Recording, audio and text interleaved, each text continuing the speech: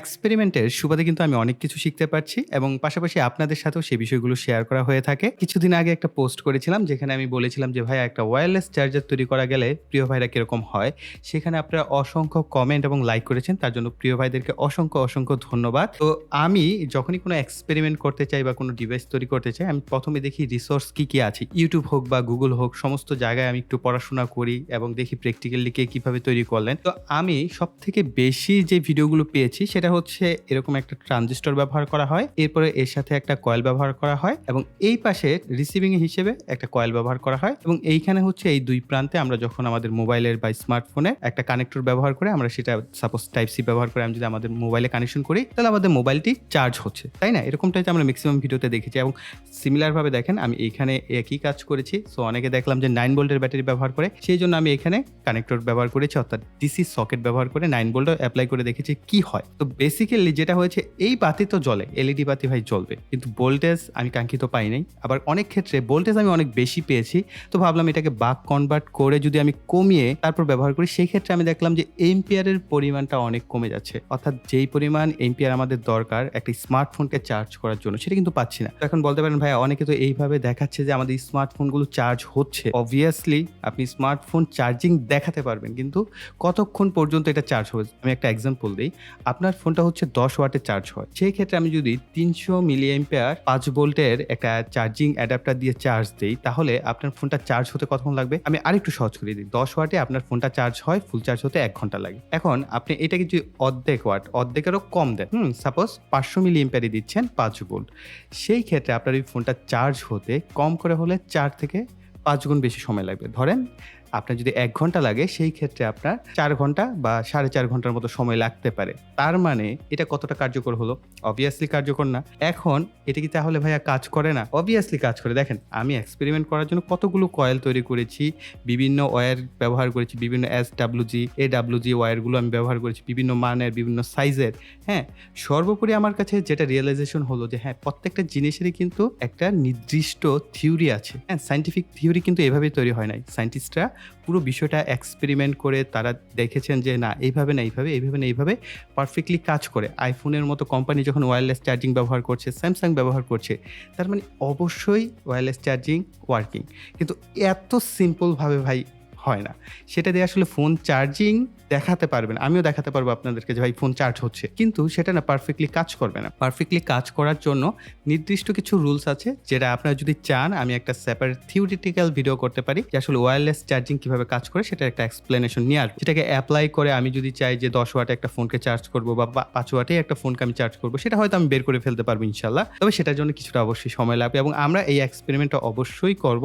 আমি এটার পিছনে যেহেতু লেগেছি তো ধীরে আমি এটাকে ইমপ্রুভমেন্ট করার ট্রাই করব। এই ভিডিওতে তাহলে আমরা কি শিখব? এই ভিডিওটির মাধ্যমে আমরা শিখব হচ্ছে খুবই কম খরচে আমরা কিভাবে আমাদের অ্যান্ড্রয়েড যে ফোনটা আছে যেটার মধ্যে আসলে ওয়্যারলেস চার্জিং সিস্টেম নাই সেটাকে কিভাবে আমরা ওয়্যারলেস চার্জিং সিস্টেমে কনভার্ট করতে পারি সেটাই মূলত আমরা শিখব। তো এই ক্ষেত্রে আপনার ২টা জিনিসের প্রয়োজন হবে। একটা হচ্ছে চার্জিং প্যাড বা চার্জিং ট্রান্সমিটার বলতে পারেন। আরেকটা হচ্ছে চার্জিং রিসিভার। যাদের স্মার্টফোন ইয়ারবাডস হতে পারে সেটার মধ্যে যদি ওয়্যারলেস চার্জিং সিস্টেম থাকে তাহলে আপনার আর এই চার্জিং রিসিভারটির প্রয়োজন নাই। তাহলে আপনার চার্জিং ট্রান্সমিটারটি দিয়ে ব্যবহার করতে পারবেন। আমরা প্রথমে ট্রান্সমিটারটা সম্পর্কে জানি, পরে রিসিভারটা সম্পর্কে জানছি। তো এইটা দুইটাই কিন্তু একই ইউনিট। আমি দুই কালারের কিনেছি। সো ২টা কালারই আমরা দেখব। ফ্যান্টাসি ওয়্যারলেস চার্জার অর্থাৎ এটা ব্র্যান্ডের নামই হচ্ছে ফ্যান্টাসি এবং এদের অনেক আগে থেকেই হচ্ছে এই ওয়্যারলেস চার্জিং সিস্টেমটা ছিল অনেক বছর আগে থেকেই। তো এটা আসলে রিসেন্টলি আমি যখন ঘাটাঘাটি করতে গেলাম আমার কাছে দেখলাম যে সবচেয়ে কম খরচে যদি আমরা ওয়্যারলেস চার্জিং সিস্টেম তৈরি করতে চাই তো এটা আসলে আমার হাতের সামনে চলে আসছে।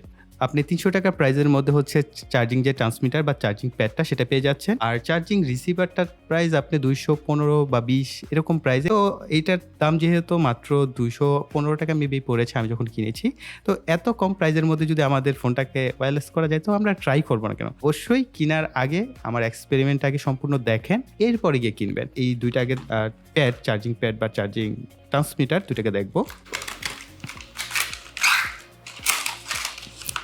এটা হচ্ছে ব্ল্যাক কালার। এটার সাথে একটা কেবল পাচ্ছেন। এই কেবলটা হচ্ছে USB-A টু মাইক্রো USB কেবল। তো এরকম কেবল থাকবে এবং এই হচ্ছে আমাদের চার্জিং প্যাডটা। খুবই হালকা, ওজন খুব একটা বেশি না। তবে দেখতে কিন্তু খুব প্রিমিয়াম একটা লুক আসে। এখন সাদাটাও দেখা যাক এটার অবস্থা কি। এটার সাথেও একটা কেবল পাচ্ছেন। ২টার কেবলই হোয়াইট কালার আর এটা হচ্ছে হোয়াইট কালার ভেরিয়েন্ট। সো ২টা একই জিনিস কিন্তু এখন এইটার যদি আমরা পিছনের দিকে দেখি, এখানে ইনপুট ভোল্টেজ হচ্ছে 5 ভোল্ট 2 এম্পিয়ার, 9 ভোল্ট 1.67 এম্পিয়ার পর্যন্ত আপনি দিতে পারবেন। আর আউটপুট পাচ্ছেন 5 ওয়াট, 7.5 ওয়াট, 10 ওয়াট এবং 15 ওয়াট পর্যন্ত। যদিও ক্লেম করছে, আমার কাছে কেন জানি মনে হয় যে এটা 15 ওয়াট পর্যন্ত আউটপুট দিতে পারবে না। আর আরেকটা বিষয় আমি একটু পরে এক্সপ্লেন করছি, সেটা আসছি। আর একইভাবে দুইটাও যদি আমরা দেখি, একই কিন্তু স্পেসিফিকেশন রয়েছে দুইটা ডিভাইসে, অর্থাৎ চার্জিং প্যাডগুলোতে। আর এই চার্জিং প্যাডগুলো কানেকশন করা খুবই সিম্পল। আমরা একটা কেবলকে জাস্ট এখান থেকে খুলে নিলাম, এরপরে জাস্ট আমরা এইটাকে এখানে কানেকশন করে দেব।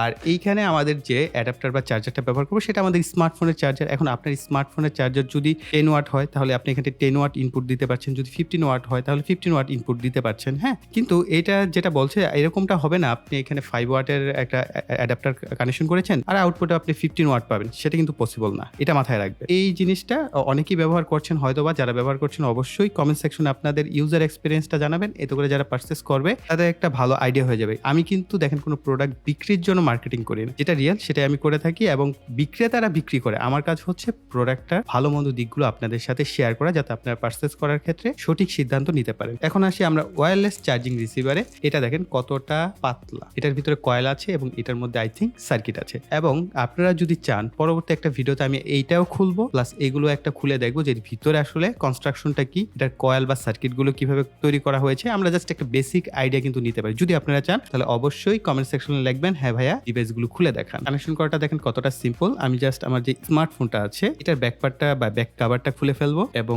এটা হচ্ছে টাইপ সি এবং এটা দুইটা ভেরিয়েন্ট রয়েছে, একটা হচ্ছে মাইক্রো ইউএসবি আর একটা হচ্ছে টাইপ সি। আপনার যেটা প্রয়োজন হয় সেই অনুযায়ী কিন্তু আপনি পারচেস করবেন, অর্থাৎ আপনি স্মার্টফোনের যে পোর্টটা সেটা দেখে পারচেস করবেন। তো এটার মধ্যে এটা খুব সুন্দরভাবে অ্যাটাচড হয়ে যায় এবং এত সুন্দরভাবে অ্যাটাচড হয়, এটা পিছনের দিকে যদি থাকে দেখেন আমাদের টাইপ সি এর ভিতরে যে ধুলাবালি ঢোকার একটা পসিবিলিটিস থাকে সেটাও কিন্তু সুরক্ষিত হয়ে গেল। সুন্দরভাবে ব্যাকপার্টটাকে লাগিয়ে ফেলবো। এটা লাগানোর পর কিন্তু দেখেন একেবারেই আমাদের কাভারের সাথে খুব সুন্দরভাবে অ্যাটাচড হয়ে গেছে, কোনো উঁচু হয়ে থাকছে না। আপনাদের বোঝার সুবিধার্থে আমার যে স্মার্টফোনটি আছে এটা হচ্ছে রিয়েলমি C61 এর হচ্ছে স্মার্টফোনটি। আর এটা যে আমি এই চার্জারটা ব্যবহার করছি এটা 15 ওয়াটের, অর্থাৎ 5 ভোল্ট 3 এম্পিয়ারের হচ্ছে এই অ্যাডাপ্টারটি আমরা ব্যবহার করব।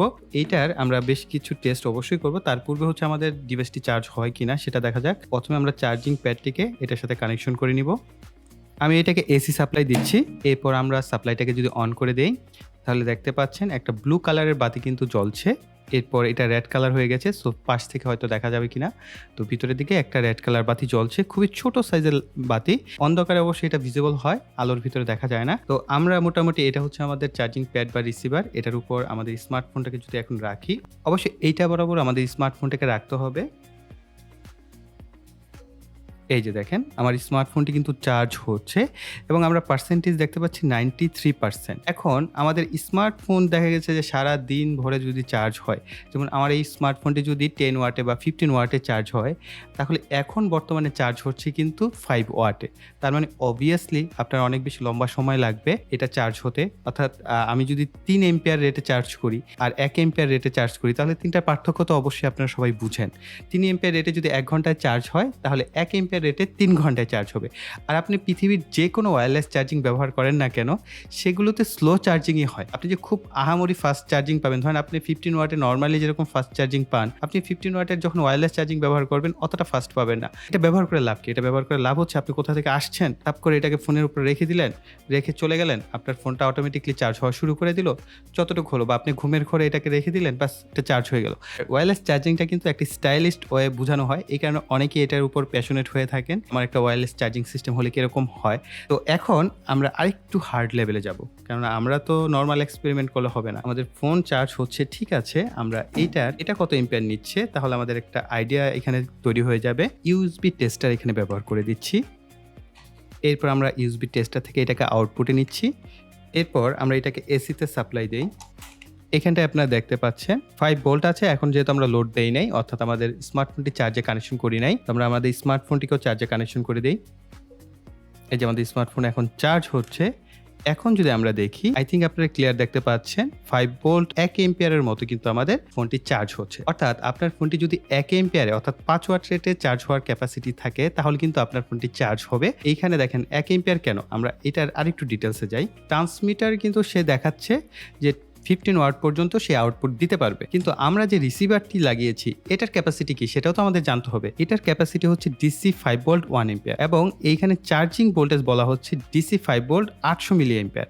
অর্থাৎ ম্যাক্সিমাম আপনি 1 এম্পিয়ার মধ্যে চার্জ করতে পারবেন, যেটা আমরা একটু আগে আমাদের ইউএসবি টেস্টারে আমরা দেখতে পেলাম। এটা কিন্তু আমাদের 5 ওয়াটের। এখন এটা যদি আমাদের 10 ওয়াটের হতো হয়তোবা এই ডিভাইসটা আমাদের 10 ওয়াট দিতে পারতো, অথবা এটা যদি 15 ওয়াটের হতো হয়তোবা আমাদের এই ডিভাইসটা 15 ওয়াট আউটপুট দিতেও পারতো। তো আমার কাছে যেটা মনে হয় এটা আসলে 15 ওয়াট দেওয়ার মতো ক্যাপাসিটি নাই। এটা ম্যাক্সিমাম 10 ওয়াট পর্যন্ত ক্যাপাসিটি দিতে পারবে, এতটুকু আমি ট্রাস্ট করি। বর্তমান মার্কেটে আমি এর থেকে ভালো পাই নাই, হয়তোবা আছে, বা আপনাদের যদি কারো জানা মতে থাকে যে হ্যাঁ ভাই আমার কাছে 2 এম্পিয়ারের রিসিভার আছে, চার্জিং রিসিভার, বা 3 এম্পিয়ারের চার্জিং রিসিভার, অবশ্যই আমাকে আমাদের যে ফেসবুক পেজ আছে সেখানে আপনি মেসেজ করতে পারেন বা লিঙ্কটা আমাকে শেয়ার করতে পারেন। তাহলে না হয় পারচেস করে আমি আপনাদের সাথে শেয়ার করব।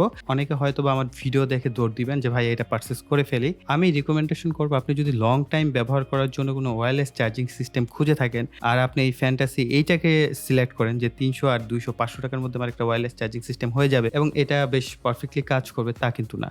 পারফেক্টলি আপনার ফোন চার্জ হবে, কিন্তু আমি যেটা দেখলাম চার্জিং প্যাডটাও গরম হয়েছে এবং আমাদের চার্জিং যে রিসিভার সেটাও কিন্তু বেশ ভালো গরম হয়েছে। এবং আমি কয়েক পার্সেন্ট চার্জ করার পর দেখলাম যে এই দুইটা জিনিস বেশ ভালো গরম হওয়া শুরু করেছে। আর যেহেতু এই দুইটা জিনিসের ভিতরে কয়েল আছে, কয়েল থাকলে অবশ্যই গরম হবে। আপনি যত দামি চার্জিং প্যাড ব্যবহার করেন না কেন সেটাও হিট হবে। তবে আমার কাছে যেটা মনে হয়েছে যে এটা ওভারহিট হওয়ার পসিবিলিটিস বেশি।